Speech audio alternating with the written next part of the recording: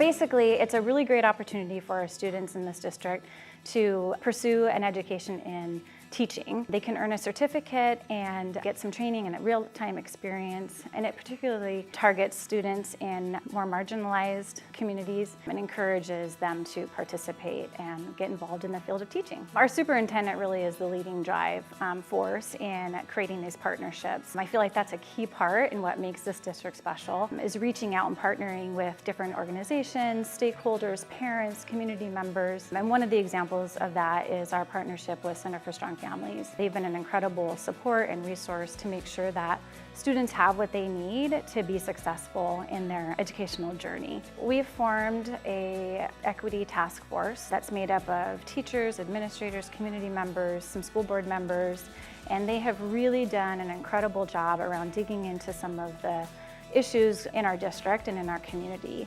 And I think the thing that makes Sumner-Bonney Lake School District so special is that we do a really good job of celebrating the positives, but we also do the nitty-gritty work where we look at data that maybe isn't such a feel-good experience.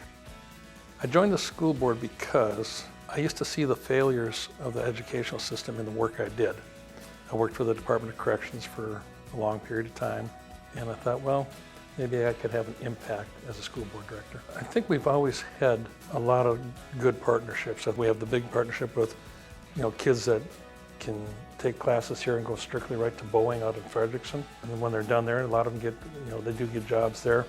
But in the community here, the city and the district do a lot of good things together.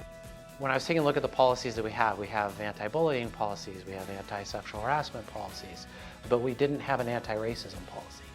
And as I sat down at the kitchen tables of families of color and heard their stories about what their students are going through, this was a missing piece that I found in the district. And so we are working through that process of putting that anti-racism policy in place, but I know that that's not going to be the end of it. It does need to then turn into procedures and turn into a trickle down to the building level so that our staff understands and has the training so that they can actually implement it at the building level. And when it comes to DEI work, we are a rural community. We have more influx of people moving into the area. And that means that we need to be paying attention to different cultures, ethnicities, learning styles, all of those things we need to be focused on. My daughter attends the local high school, and it's so exciting to see her come home and talk about the opportunities she has to attend meetings of these cultural clubs and learn more about them. Or the multicultural assemblies that our high schools are putting on that showcase these wonderful parts of our community